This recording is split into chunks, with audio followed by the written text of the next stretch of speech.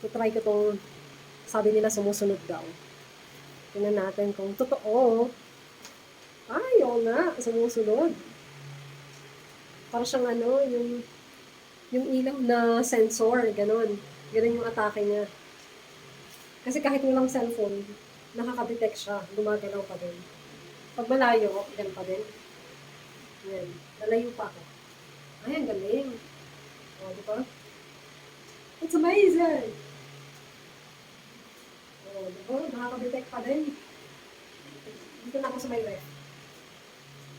Ay, ang galing. Ayan na. Ayan.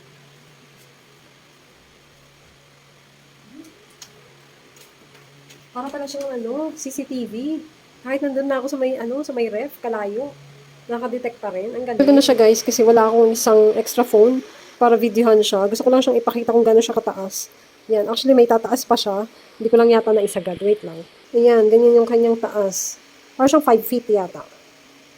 Ganyan yung kanyang tangkad. And gumagalaw talaga siya kasi nandito yung kanyang parang camera, yung kanyang sensor. Ayan o. Kahit walang cellphone.